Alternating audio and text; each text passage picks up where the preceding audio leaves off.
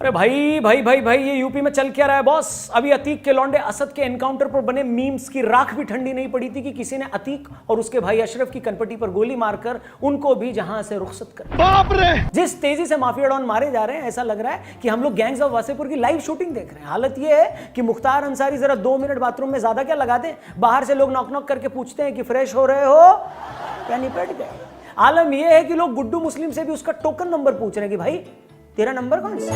मगर जिस तरह स्वतंत्रता सेनानी अतीक और उसका मासूम भाई पुलिस हिरासत में मार दिया गया, उस पर तमाम तरीके की बातें हो रही है। कुछ लोग इतने बड़े माफिया की मौत पर बूंदी बांट रहे हैं, तो कुछ इसे कानून व्यवस्था का मजाक बता रहे हैं, तो कुछ लोग कानून व्यवस्था को मजाक बताने वालों का मजाक उड़ा रहे हैं, और कुछ ऐसे भी हैं जो अतीक की पिलाई पर इतनी छाती कूट रहे हैं कि मानो कोई माफिया डॉन नहीं, सहारनपुर में सिंघाड़े बेचने वाला कोई गरीब रेडी वाला मारा गया।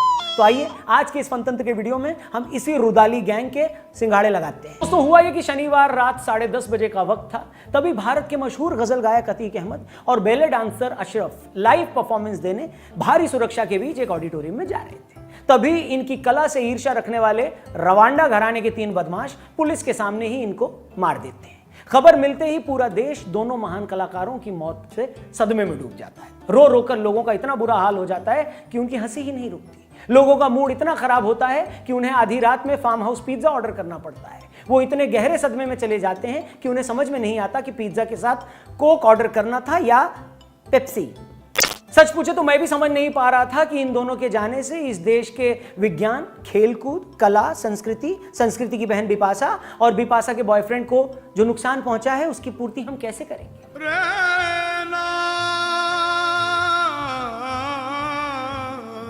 दोस्तों मैं ये बातें फिर भी हल्के फुल्के तरीके से कह रहा हूं, मगर कुछ लोग सच में ऐसे रिएक्ट कर रहे हैं जैसे कोई बांसुरी वादक मारा गया, मानो एक ऐसे इंसान की हत्या हुई हो जिसकी सारी जिंदगी कबूतर को दाना डालते बीती, जो बच्चों के बर्थडे पार्टी में जाकर बलून फुलाता। दोस्तों इसमें कोई शक नहीं है कि किसी की भी मौत का जश्न नहीं मनाया जाना चाहिए, मगर एक माफिया डॉन की मौत पर इतने आंसू भी तो न बहा दो कि लगे पुलिस फायरिंग में यूनेस्को का कोई मानवाधिकार कार्यकर्ता मारा गया। इसमें कोई दो राय नहीं है दोस्तों कि किसी भी लोकतंत्र में अपराधी को कानून के हिसाब से ही सजा मिलनी चाहिए।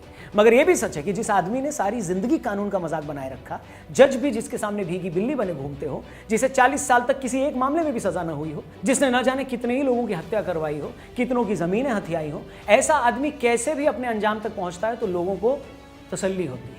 अगर आप ऐसे माफिया की मौत पर राहत महसूस कर रहे आम आदमी को कानून का पाठ पढ़ाएंगे तो उसे इस बात का भी हिसाब देना पड़ेगा कि यही कानून उसे इतने सालों तक सजा क्यों नहीं दे पाया।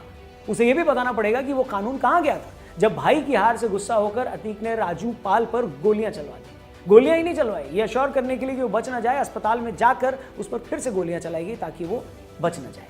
अतीक की मौत में कानून की मौत देखने वालों को यह भी बताना होगा कि कैसे इतना बड़ा माफिया 5-5 बार विधायक बन गया। जो इंसान सभ्य समाज में रहने के लायक नहीं है, कैसे वो आदमी देश की संसद में पहुंच जाता है। जिस आदमी ने खुद सारी जिंदगी कानून का पालन नहीं किया, वो खुद सांसद बनकर कानून बनाने वाला बन जाता है। मजाक अतीक की मौत नहीं, मजाक अतीक का अतीत है। मजाक ये है कि एक अपराधी बेखौफ होकर सारी जिंदगी दूसरों की जमीनें हड़पता रहा और कोई उसका कुछ नहीं कर पाया। मैं फिर से दोहराता हूं कि ये सब बातें कोई वजह नहीं हो सकती कि किसी अपराधी को मार या मरवा दिया जाए, मगर यह भी सच है कि जब अतीक जैसे अपराधी इस कानून की खामियों का फायदा उठाकर बार बार बचते रहें तो लोगों का भी उस कानून से भरोसा उठता है। उन्हें इस बात से कोई मतलब नहीं रह जाता कि उसका जो हश्र हुआ वो कानून के हिसाब से हुआ या नहीं। उन्हें बस इस बात की तसल्ली होती है कि उसका वो हश्र हुआ जो होना चाहिए था। आप कहते हैं कि अतीक पर मुकदमा चलता, उसे कानून के हिसाब से सजा मिलती तो वो ज्यादा अच्छा होता। बेशक हम तो कह ही रहे हैं कि वो अच्छा होता, मगर ये देखते हुए कि इस देश में सालों साल ऐसे मामले आगे बढ़ते ही नहीं हैं। इस बीच सरकारें बदल जाती हैं, क्या पता यूपी में भी 2-3 साल में सरकार बदल जाती। जिन लोगों के साथ मिलकर अतीक पहले पॉलिटिक्स करता रहा है, अगर वो सत्ता में आ जाते तो क्या गारंटी है कि उस पर चल रहे मुकदमे रातों रात तक रुक नहीं जाते, वो जमानत लेकर बाहर नहीं आ जाता, बाहर आने पर गवाहों को डराने और धमकाने नहीं लगता, फिर से चुनाव लड़कर MP या MLA नहीं बन जाता। और ऐसा होता, जो कि होता ही है, तो उससे बड़ा मजाक और क्या हो सकता। और आज उसकी मौत पर छाती कूटने वाले तब क्या यह सोचकर खुद को तसल्ली देते कि क्या हुआ, आदरणीय अतीक जी कानून की मम्मी दीदी करके एक बार फिर से बच निकले, कम से कम ये पुण्य आत्मा आज हमारे बीच जीवित तो है, शुक्र है उन्हें मरवाया नहीं गया, वरना ये देश एक महान विभूति से हाथ धो बैठता। Come on. अबे भूतनी के। और जो मैं कह रहा हूं ना, कोई मजाक नहीं है। जो लोग भी ये वीडियो देख रहे हैं और जो भी लोग इस देश की पॉलिटिक्स को समझते हैं, वो ये जानते हैं कि जो मैं कह रहा हूं वो एक एक बात सच हो सकती थी। इसलिए आज वो अतीक और उसके भाई की मौत पर राहत महसूस कर रहे हैं। अब देखिए, जो मैं कहने जा रहा हूं ना उसे ध्यान से सुनिएगा। जिंदगी में चीजें सीधी साधी तब चलती हैं जब सामने वाला भी सीधे साधे तरीके से चले। पर्सनल संबंधों में कोई आपकी इज्जत करेगा तो आप उसकी इज्जत करेंगे, कोई आपको प्यार देगा तो आप भी उसका सम्मान करेंगे।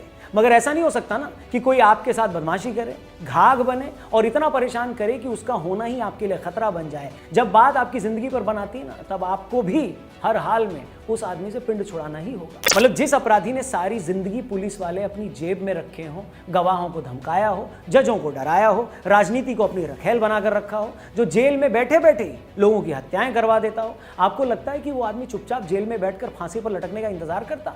और साबरमती जेल में रहते हुए उमेश पाल का मर्डर करवाने के पीछे भी तो उसकी यही सोच थी, क्योंकि उसे लग रहा था कि उमेश पाल की गवाही से न पलटने से उसका खौफ कम हो रहा है। यही सारे रीजन है कि आम आदमी की इस बात में दिलचस्पी ही नहीं है कि अतीक और उसके भाई पर हमला करने वाले कौन थे, उनका मोटिव क्या था।